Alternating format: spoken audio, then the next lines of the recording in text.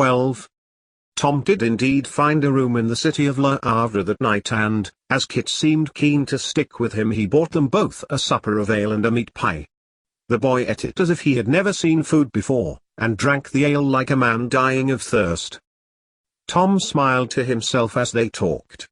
Kit, it turned out, had come from London when his parents died with what little money he had cleaning horse tack for carriage drivers, and had learned French from the Huguenot lace makers, German and Flemish from the weavers and glassmakers in the north of London. Between mouthfuls, Kit explained when his parents had died he tried to make a living in London and had done better after a chance meeting with a Channel merchant. She had taken the job on his lorry across to Rotterdam working as a jack of all trades. That had been 4 years before and had never gone back. I get better money for jobs here than in London, he explained, sizing the tankard and draining what remained. I was on my way to, he broke off, suddenly, then said, grinning, and what about you, Tom Wright? What makes you so desperate to get to Dortmund or Hamburg? Business, replied Tom nebulously, finishing the last of his pie. Family.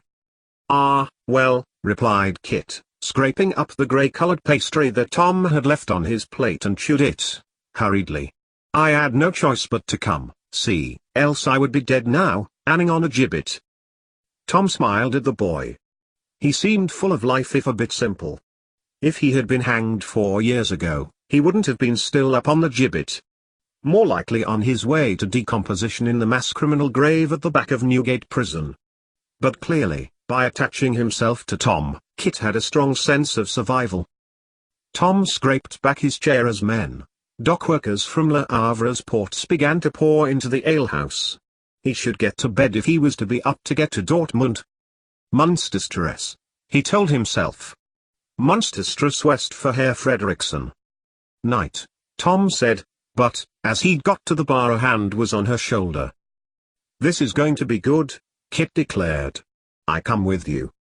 The delight on his young, baby-like features reminded Tom of an eager puppy, bouncing around in excitement at the first sound of his master's voice. To Dortmund? Yes, Kit smiled, as if any suggestion otherwise was inconceivable. Tom sighed. She just needed to get to Westphalia. What she didn't need was a dependent, no matter how endearing G seemed to be. Avoiding an answer, Tom turned to the innkeeper, to ask to show him to his room. But then a shout rang out.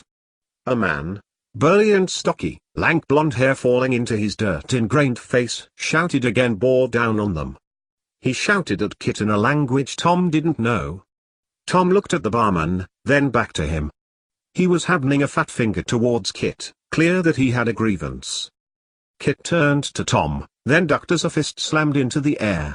Kit sprang to one side as the giant of a man lifted a thick leg and stamped it onto the rough boards of the inn's dust-strewn floor.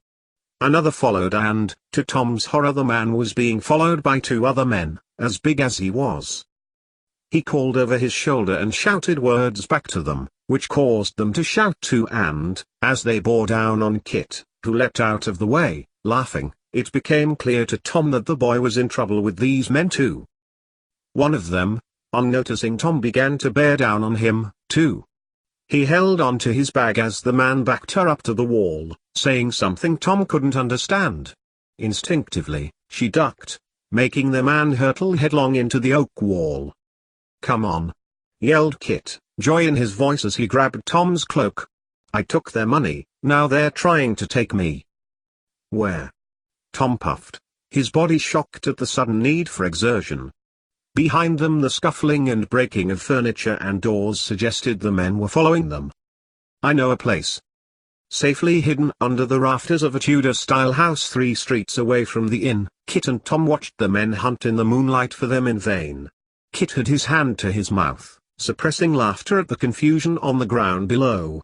Tom looked at him sternly, unimpressed by the frivolity of the young boy's behavior and the trouble it had so nearly caused.